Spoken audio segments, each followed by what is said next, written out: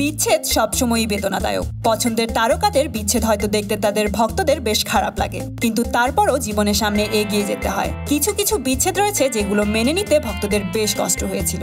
আজকে আমরা জানবো টলিউড তারকাদের এমনই কিছু বিচ্ছেদের কাহিনী। রাজ চক্রবর্তী ও মিমি চক্রবর্তী। পরিচালক রাজ চক্রবর্তী ও মিমি চক্রবর্তীর সম্পর্কটা অনেকটা ওপেন সিক্রেট ছিল। কেউ অফিসিয়ালি না বললেও টলিপাড়ায় সবাই জানতো এই সম্পর্কের কথা। দুজন যথেষ্ট চেষ্টা করলেও শেষমেশ সম্পর্কটি আর টেকেনি।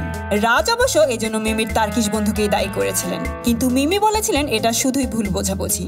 জিৎ স্বস্তিকা। স্বস্তিকা মুখার্জির প্রথম স্বামীর কাছ থেকে আলোচিত বিচ্ছেদের পর তখন মাত্র আবার অভিনয়ে ফিরে এসেছেন। এর মধ্যে হঠাৎই দর্শকেরা দেখতে পেল জিৎ ও স্বস্তিকার কেমিস্ট্রি বেশ ভালোভাবে সাড়া ফেলে দিয়েছে চারদিকে। এই হট কাপলকে প্রায় দেখা যেত বিভিন্ন পার্টি ও লেট নাইট শোতে, কিন্তু কোনো এক অজানা কারণে তাদের সম্পর্কটা ভেঙে যায়। এই সম্পর্ক ভাঙার কারণ আজও কেউ জানে না, যদিও অনেকে মনে করেন ওই সময় জিৎ ও কোয়েলের সিজলিং কেমিস্ট্রি ছিল সম্পর্ক ভাঙার পিছনের কারণ। দেব শুভশ্রী। দেব ও শুভশ্রী টলিউডের হট কাপল হিসেবেই পরিচিত ছিল, যদিও কেউ কখনোই এই সম্পর্ক স্বীকার করে নেয়নি, বরং দুজনকে ভালো বন্ধু হিসেবেই দাবি করে আসছিলেন। দর্শকেরা যদিও এই জুটিকে বেশ ভালোভাবে গ্রহণ করেছিলেন। যদিও সম্পর্ক ভেঙে যাওয়ার পর দেব এক সাক্ষাৎকারে বলেছিলেন, ও আমার জীবনের সবচেয়ে ক্লোজ পার্সন, আর আমিও ওর জীবনের সব থেকে ক্লোজ পার্সন, কিন্তু আমি এ ধরনের ক্লাইম্যাক্স আমার জীবনের লাভ স্টোরিতে চাই না। স্বস্তিকা মুখার্জি ও পরমব্রত চ্যাটার্জি। টলিউডের ভক্তদের কাছে স্বস্তিকা পরমব্রতের সম্পর্কটি ছিল স্বপ্ন পূরণ হওয়ার মতো।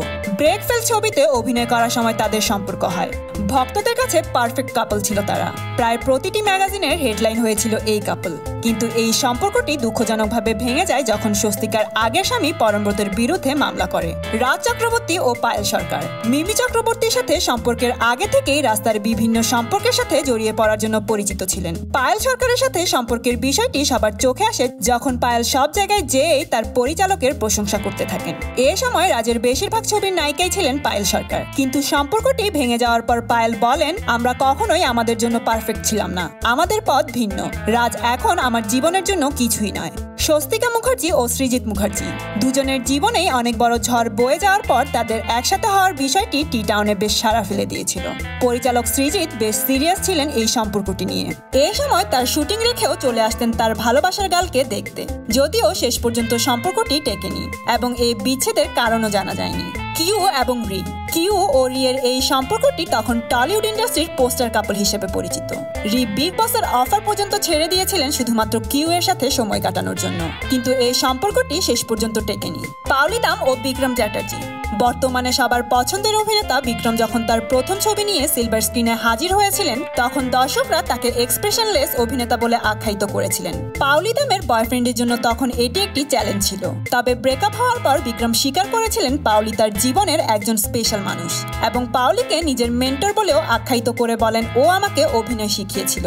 তো বন্ধুরা, কেমন লাগলো আপনাদের প্রিয় তারকাদের জীবনের এই অজানা কথাগুলো জেনে? কমেন্ট করে জানিয়ে দিন। আর হ্যাঁ, আপনার ফেভারিট সেলিব্রিটির এমন জানা অজানা তথ্য জানতে এখনই সাবস্ক্রাইব করুন স্টার গল্প চ্যানেলে।